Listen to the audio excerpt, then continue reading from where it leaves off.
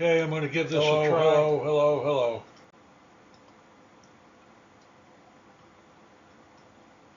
All right, I'm going to give this a try and see if I can figure out how to make this work.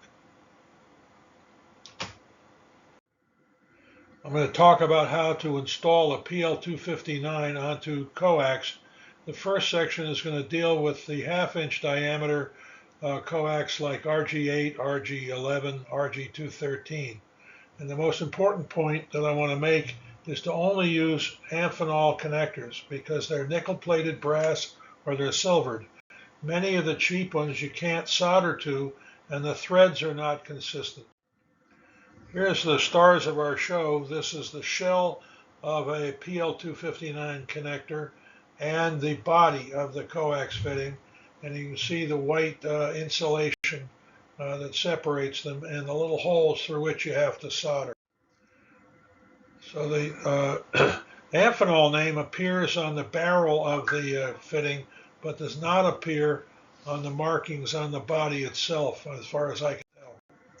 So the first thing to do to put the connector on is to make sure you drop a barrel onto the coax and put it on the right orientation and verify that it's pointing the right direction.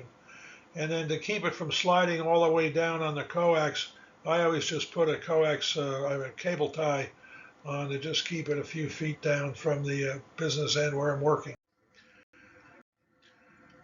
Now once you get the cut scored all the way around, and work your way and remove the outer covering entirely. And this is what you see. You can see the weave, and it's nice and even. And then you best thing to do is to sort of pull your hand along and tighten the weave down as much as you can. Then you want to use rosin core solder, obviously, for ham radio use. The standard stuff is 60% tin, 40% lead. I happen to use for coax work the 062 diameter. They make many different diameters. I have a roll of much finer that I use for printed circuit work and stuff. But this is about what you want to work on coax fitting. And you need to have about a 40-watt iron, soldering iron with a nice bright tip, freshly filed or at least wiped off. I use a damp sponge to do it during my work. This happens to be a Weller 40-watt. So what I do is to start out first, and I just tin the copper braid for about 1/2 inch.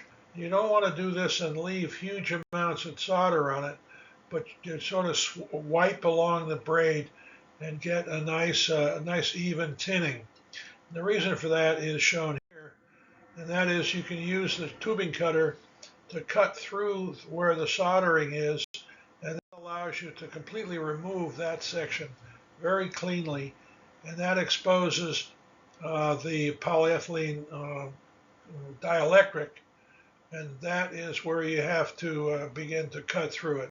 It's a little difficult to cut through this polyethylene. You have to use a knife and go around many times and get down to the copper center conductor. And once you're confident that you're all the way through, then you can use a pair of pliers to pull it off, as you can see. And at the end, this is what you have. You have a tin braid, nice and neat. You have a spacer of polyethylene insulation dielectric. And then you have a nice center conductor that can go into the coax fitting. So then you put that onto the coax fitting, onto the coax, and you thread it down until the braid is obvious in the holes. And it's sometimes very difficult to make these twists. So what I do is to put a little bit of WD-40 lubricant down on the countertop. And with my index finger, I just pick up and dab a little bit of that lubricant around the edge of around the piece of the coax before I start to twist it on, and it makes it go on a little easier. You notice now you can see all the tin braid very clearly through the holes. Then you take the end of the soldering iron and you heat the coax fitting up, try to put the tip of the soldering iron edge down onto the braid.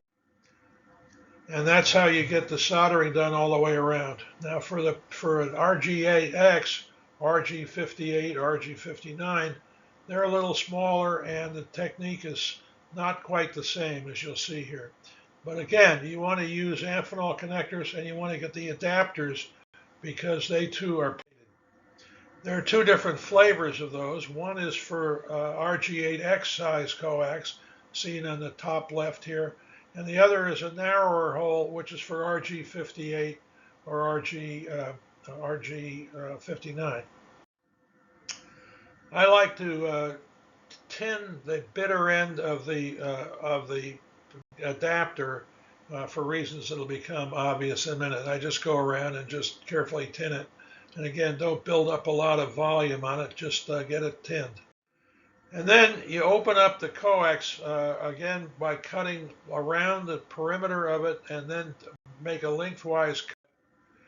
And in this case, what you do is you grab hold of the braid up at the very end where you made the cut and you push back on it so that the braid bows out, as you can see here. And then you fold it back down over the black rubber or plastic outer covering of the coax. And then you take a pair of iris scissors or some kind of very fine scissors and you cut the extra braid apart. And the idea is that when you slide the adapter up under the braid and get the end of the adapter right up to where the dielectric begins, you can see that you can continue to snip away, and you get those little copper wires to lay down and not interfere with the threads. Once you get that in place, you can then solder it in place as you did on the just same technique. You thread the thing on and you solder away through the holes. Then you remove the insulation. Sorry, I got out of step. You got to remove the insulation, and for this foam dielectric, like on RG8X, you can cut that off a little at a time with a pair of wire cutters. Pull it off, and then you can shove the adapter and the fitting on, thread them on, and then you can put the solder in through the holes. And when you get done, you also have to solder the tip as well. And when you do, everything's allowed to cool. It's really hot. If you touch it too soon, that's the last time you'll ever make that mistake. And there you are. Here is the other connector that's done on a piece of RG8X.